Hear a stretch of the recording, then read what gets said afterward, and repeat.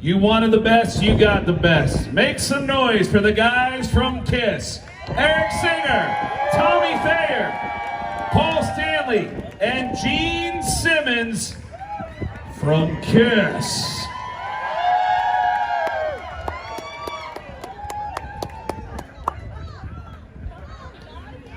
Tommy Thayer, everybody.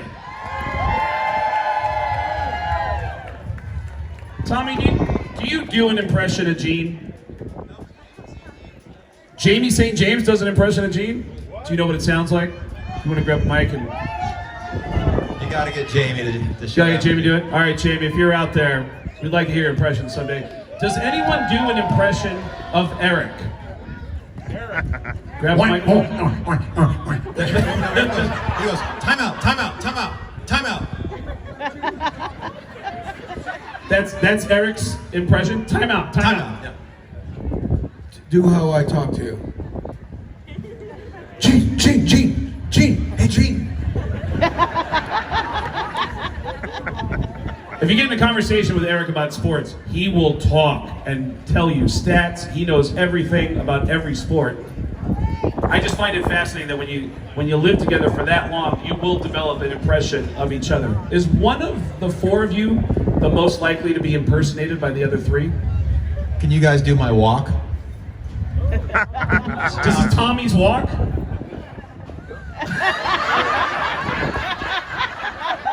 That's your walk? Does it bother you when someone doesn't... It's like he's farting and Really? blowing it. Okay. Horrible thing. Hold on a second. You just brought up something that I've never seen asked of the four of you, and I've been dying to ask you this. As a guy who travels a lot with other guys, you're on a bus, you're on a plane, What's a bus? you smell something bad. Do you already know who it is? Out of bed. When he goes into the bathroom, forget it. After that, we throw away the bathroom. He shellacks that bowl and then some. Well, after a year of the world being shut down, the announcement comes out, KISS is going to do a New Year's Eve show on the other side of the planet in Dubai. It was amazing. It was an incredible show. But how much goes into, we're still locked down, the vaccine isn't out yet, how much goes into doing a show like that in Dubai? It was insane because when we flew over, first of all, the people who were putting the set up, and it was mind-boggling how big it was, they were all being checked every day. So there were 500 people being checked constantly. We flew in there with masks on, and everybody on the flight had PPE gear, and when we got there, we were quarantined in the hotel, and we got tested every day. The whole thing was so surreal. It was crazy, and then we're playing, you know, and I'm pointing like this while we're playing. There's nobody there, you know. We're playing at a pool, you know, and then I fly for Love Gun, and I fly over the pool, you know. The whole thing was weird, you know. You can pick it up on the audio too, because you're on stage and you're trying to talk to the people all the way back at the resort, and every once in a while there'd be a little bit of a pause and you'd hear Gene go, "Oh yeah." It was an amazing show because you guys brought what turned out to be the most firework, or the biggest fireworks show ever. Guinness. Biggest flames. It was frightening. It was. I remember thinking after we rehearsed during the day that I couldn't do it. It was so hot. Remember those flames? It was insane. I mean, it was the largest stage I think we've ever been on, KISS has ever been on, but the pyro was so over the top and so hot that it was almost really scary. Who's the closest? It was like a furnace. It really wasn't. It was really like a furnace. Were you? I get fried. The first time I went up, I went, "Oh my God!" The flames. I'm not kidding. The flames were so intense. The first time I was, breathing in a plane, you couldn't get oxygen. The flames would take the oxygen out of the area around you. So whenever a flame went up, I go, "I can't breathe. I'm gonna have to just hold my breath," because you couldn't breathe. for a band that always has the most production and the most flames, that's really saying something. So back in December when you're doing the New Year's Eve show, do you already know, are you already making plans to start touring again? How long do you have to wait? And what is touring like now for a band like Kiss in today's world? You know, it's touch and go because every state has got its own COVID rules. It's not unified. We're trying to be extra careful with everyone. And then at the same time, there are things that happen all the time. All you can do is to try to be as safe as possible and lead your life. What choices have you got? You know, at this point, going to Starbucks, going to the market, everything is dangerous at this point. There's a certain amount of danger to everything. It's a matter of how much danger you can, take in your life. And I believe if you're smart enough, you are vaccinated. And that's the best defense. That's the best defense against, COVID. It's proven, although, look, reality is whichever news show you watch. There goes my feather. Wow, it's amazing. So, judge and take the news from a source that you trust.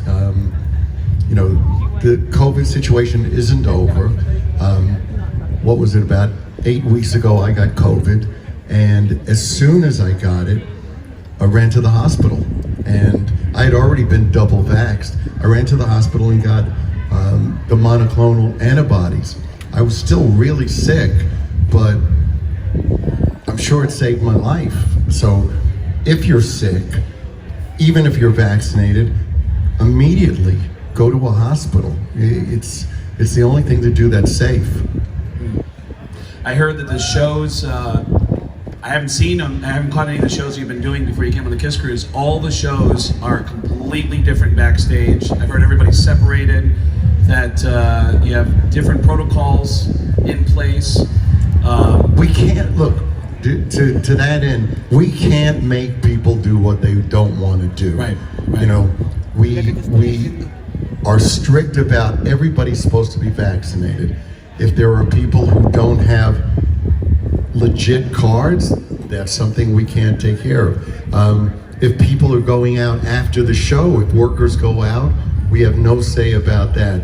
We did our best and do our best to protect us and protect all the people around us. But it's ultimately, just like you, it's up to you to be safe. And if something happens, then you have to be smart enough to make the first move to take care of yourself. And that means going to a hospital.